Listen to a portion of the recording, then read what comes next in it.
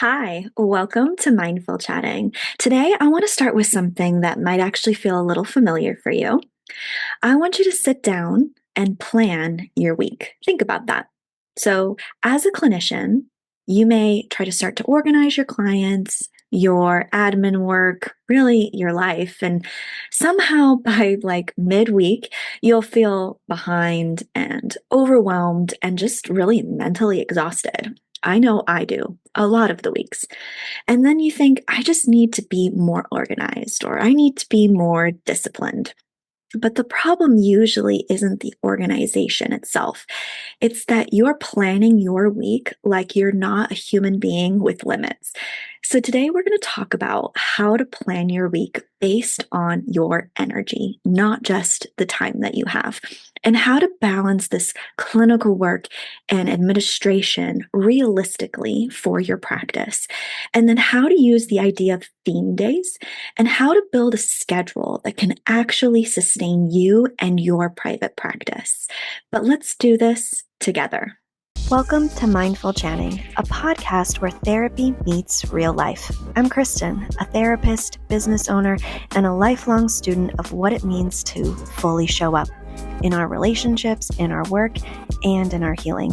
Here, we unpacked mental health concepts, explore mindfulness tools, and talk through the messy, beautiful, in-between moments that shape us. Whether you're a fellow clinician, a curious listener, or someone navigating your own growth, this space is for you. Let's chat. So here's the thing is that most people plan based on the time that they have available, which makes sense, right? So how many hours do I have in this day or this week?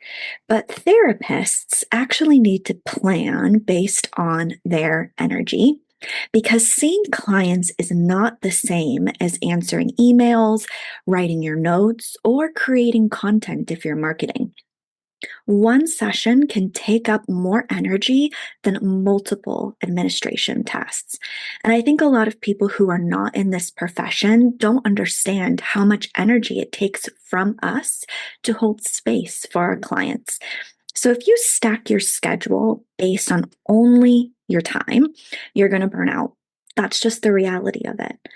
So let's get honest here. Your max client load is not how many hours you can technically fit people into your schedule. And I know that sounds crazy. And if you've ever been in an outpatient community behavioral health setting, they fully believe in that. But the reason why you're starting your private practice is because you don't want to have that type of lifestyle anymore. So we have to shift the way that we're thinking. So we have to change from how many hours you can realistically fit people into your schedule to how many sessions you can hold without depleting yourself. So instead of asking, how many clients can I see this week? I want you to ask yourself, how many sessions can I sustain weekly? Because there's a difference between possible and sustainable, and you have to figure that one out. And so this is the part that most people really underestimate.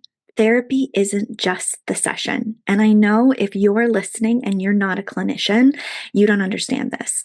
You don't understand that we don't just show up for the session. There's all this other stuff in the background that a lot of our clients don't see. So therapy isn't just the session, it's emotional processing. It's holding space for that client. It's documentation. It's transition time between those clients. And then it's also this mental carryover, not just from one client to the next, but building all of that mental carryover back into our personal life when we end our day, or trying to block our personal life to start our day. So if your schedule is back to back clients all day, you're not accounting for the full load of yourself. And that's where your burnout is going to start. If you're listening to this and thinking, this is exactly what I struggle with, I want you to know that I built something specifically for you. The EF, or Executive Functioning Activation course, walks you through why task initiation feels so hard with your ADHD and how to actually get yourself moving without shame, pressure, or burnout. It's short, practical, and designed for ADHD brains, not productivity culture. If starting is your biggest barrier, this course gives you structure, language, and tools that actually work for you. You'll find the link in the show notes. So, before I get more into this, I want to talk about how many sessions you can actually sustain. And I want this to be something that you think about so that you actually have a number. So, even if you've never been a clinician before or you're a very seasoned one, I want you to think about how many people you can do back to back before you start to lag. I call it lagging in that you kind of lose mental focus. You're either stuck from the last session that you had, or you're not as quick and as on your ball if you were in your sessions. And each clinician is going to look very different. I remember when I was seeing a clinician for my own personal self, she would do about 2 sessions with a 15-minute break in between. So she didn't have clients on the hour. And it ended up kind of moving throughout her day, but that was sustainable for her. For her, doing 2 people back to back was enough. I think for me, I could do about 3 to 4 people back to back, and 4 is pushing it. And it also depends on the type of clients you're seeing. Now, if I have 4 people back to back where I've been doing trauma work for the last 4 hours, you better believe it that I'm probably not going to do anything over my lunch. I'll probably disassociate, to be honest with you. That's a lot of work. But if I have some clients where maybe I'm working on executive functioning skills with one client, and then I move into maybe trauma the next, or maybe I'm talking about relationships and boundaries, or maybe I do a couple. I can sustain that. There's some fluctuation in that. Yes, I will feel kind of depleted by the end of the 4th session, but it won't be something that I can't do notes afterwards. So you have to think about the types of clients you're seeing. Like for me, I could not do 3 couples back to back. That would be way too much. I maybe could do 2. So you have to figure out what type of clients are you seeing and can you sustain that? So when you're building your schedule, not just as you're scheduling clients, but as you're thinking about it, I want you to think about how you can sustain your clients and what is that number for you. So, when you're offering appointments, and I know that you can't always sustainably do this all the time, but if you have a couple in front of you and you know that you're going to offer them a 10 a.m. slot, but let's say you have 2 couples before them, I would not offer them that slot. As much as it may work out, you have to think about you. And are you going to show up as the best clinician that you want to be if you've had 2 couples back to back before this one? Because I know I won't be. So I would maybe offer them a different time slot. So you have to think about it as you're scheduling people, especially if you don't have an administrative assistant yet or a secretary that does a lot of your scheduling. This is something that you want to think about. And I've been in clinics and even psychiatrist private practices where I've worked on me, just a therapist. I never ran the practice myself. I would schedule all of my clients. I never had my administration staff do that unless someone was calling to reschedule and move around because I wanted autonomy. I wanted to know can't do 4 trauma people back to back. That's too much. But again, administration staff and secretary don't know this. And to be honest, to be able to manage everybody's capacity is probably really hard for a secretary, and I wouldn't expect them to. But you're in private practice now. You're running your own thing. So you should be able to know what that number is before you move into your private practice space. Okay, quick pause. Because you've ever found yourself rewinding this episode like 3 times because your brain just drifted, this is for you. I hear this all the time. I can focus, just not when I actually need to. And that's exactly what the focus course is about. Because here's the truth, ADHD isn't a lack of attention, it's a regulation issue, which is why some days you're locked in for hours and other days you're rereading the same sentence, wondering what just happened. So, inside my executive functioning focus course, I break this down in a way that actually makes sense for you. We go through how your attention works in your brain, your specific focus patterns, why you get distracted externally and internally, and how to actually build a system that helps you stay on track and come back when you drift. Because the goal isn't perfect focus, it's knowing how to return without spiraling. So if you're tired of blaming yourself and you just want something that actually works with your brain, I'll link the focus course in the show notes. All right, let's get back to this episode. Now I want to talk about where structure starts helping you instead of hurting you. So instead of doing everything every day, we're going to assign our days themes. So, for example, Monday could be your life administration personal reset day.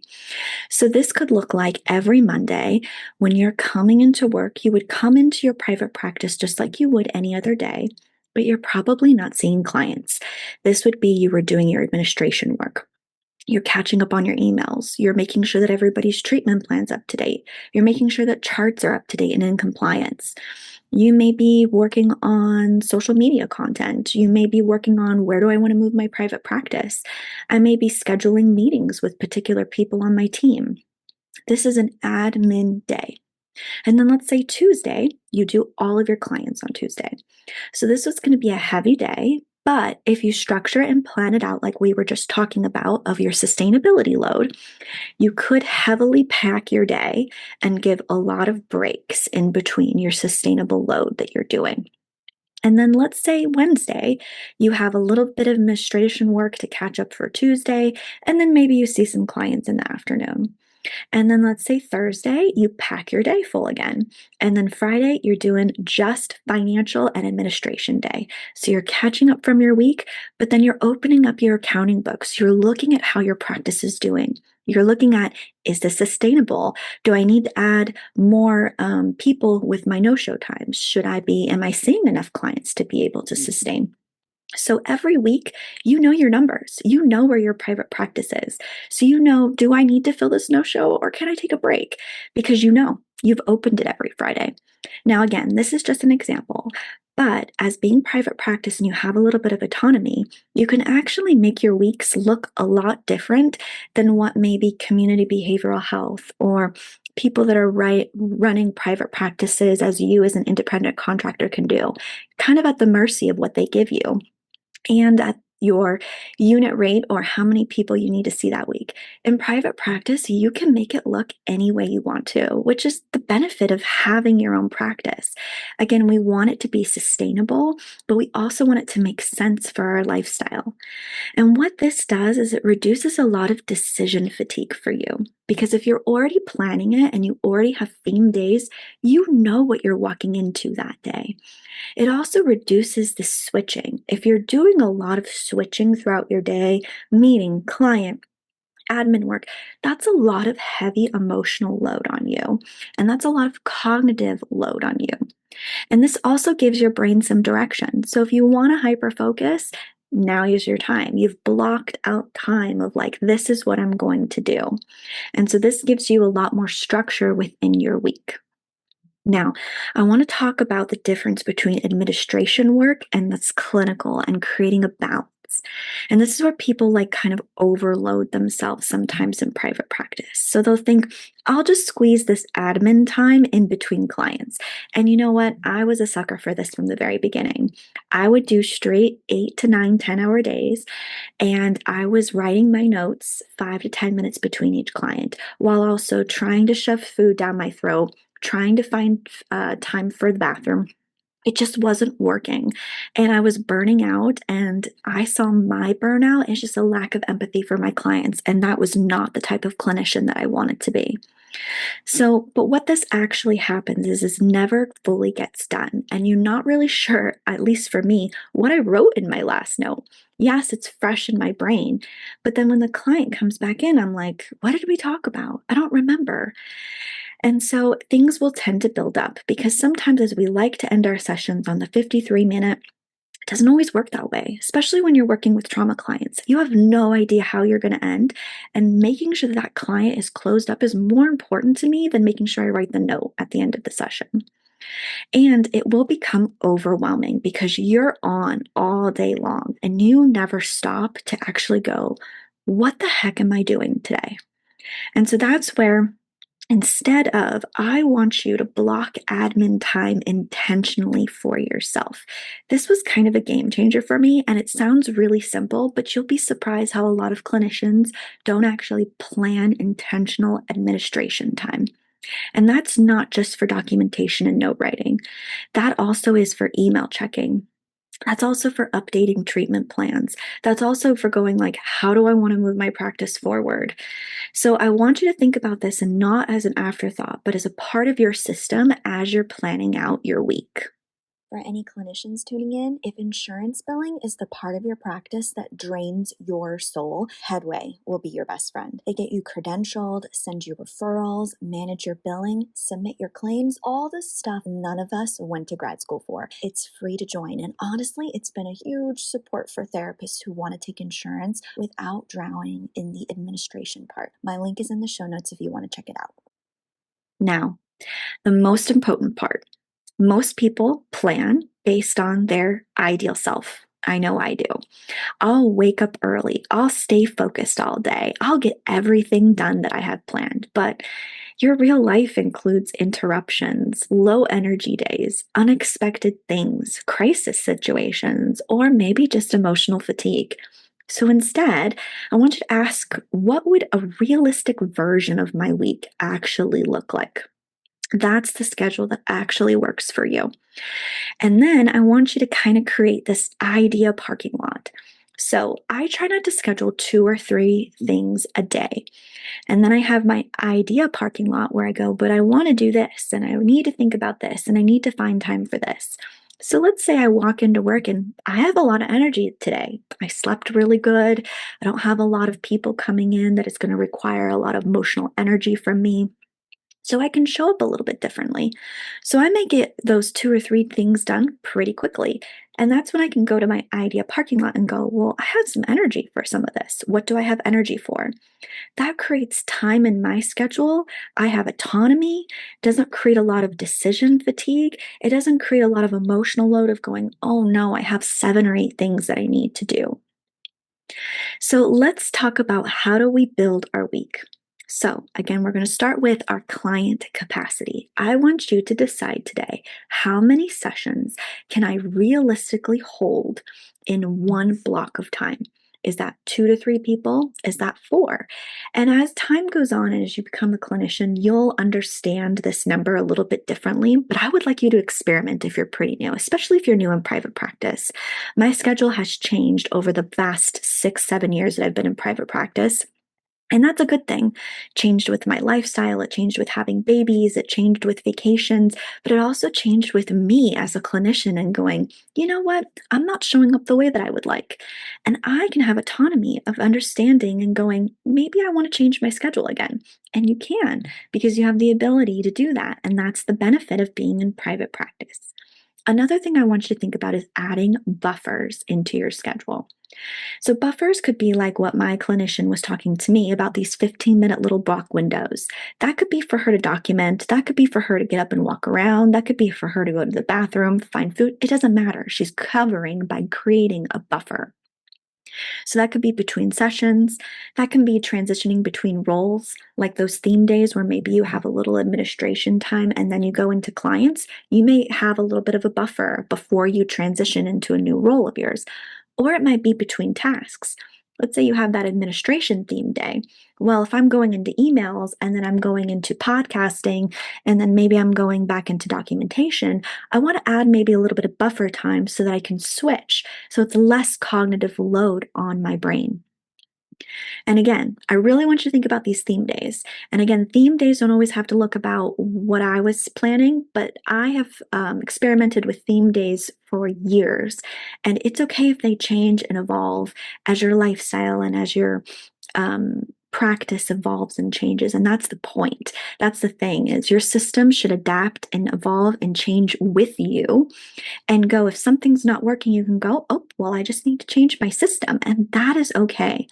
When I want you to think about your theme days, though, I want you to think about how you can group similar tasks or similar type things together so that it requires less shifting throughout your day. And then I want you to schedule your administration time first, not last. I know that sounds crazy. So as private practice will kick up, you'll get really popular, your schedule will fill up. I want you to block out what your administration time is. And this is also something I do as a private practice owner is I block out emergency appointments and I don't fill them. And if they get filled because of a crisis or someone needs an emergency appointment, I have it. I don't have to work overtime. Now, if I never feel it, it's not a part of my structure. I can maintain my business overhead and my personal overhead without filling my emergency appointment. And if it's there, it needs to be there. But I want you to think about scheduling your administration time intentionally, along with maybe one emergency appointment time. Again, I want you to think about the type of clientele that you have, the type of population that you're working with. You may need more than one emergency appointment a week. With the type of clientele that I'm seeing, especially with the navigating, and right now, I only need one. And to be honest, I maybe fill it once every 2 to 3 weeks, but that's okay because that's what's there. It's there for them. It's not there for me, but I'm not going to overwork just to have an emergency. Trust me, I did that in the first years of private practice, and it really gets you resentful and burnt out. And that's not what you want to do with your clients. Another thing I'd like you to do is leave some white space. I know that sounds kind of weird, but if every hour is filled, which might for your role of a financial advisor might be like, oh, great, this is going to be a great week. Your schedule, though, is going to break. And I need you to think about, do I really need every hour filled? And starting out, not filling every hour is kind of scary. But don't worry, because there's going to be some weeks where you're going to be full, and then there's going to be some weeks where they're a little laxed. And that's okay too. There's an ebb and flow to private practice, and it's understanding and opening up your books on your theme day of your financial officer day. I do it every Friday, and that's when I know, do I need to fill this week up? Should I call some clients and check in to see if they need to come in? Do I need to open up more marketing and try to see if maybe I need to get more clients? Or, you know what? It's a little slow week, and that's okay this week. I can take a break this week, and that's all right. This is exactly why I talk about the ADHD planning systems course. And right now, I have an ADHD pilot course, and it's free for 5 people to try it out. Your week isn't just about time management, it's about designing something that works with your brain. And if you need a structure to start mapping that out, I have resources linked in the show notes that can help you build that system for you. But if you're interested and you have ADHD and you would like to try our ADHD pilot course, I'll put a link in the show notes for that. And don't be afraid to try that out either. You don't need a perfect schedule. You actually just need a realistic one, and one that accounts for your energy, your work, and really your life. Because the goal isn't just to fit everything in your schedule, it's to build something that can actually sustain you and your private practice. I want to thank you for joining me, and I hope this has been really helpful. If there's certain topics about consultation, supervision, opening a private practice, please drop them in the comments, and I will get to making sure that I talk about each individual transparent topic to get you more confident about building your private practice. Until then, be gentle with your mind. Here's a quick note for my clinicians listening. If you're looking for a charting and practice management system that doesn't make you want to scream, well, guess what? I use TherapyNotes. It's clean, reliable, HIPAA compliant, and honestly saves me hours every week. You can try it with my link in the show notes.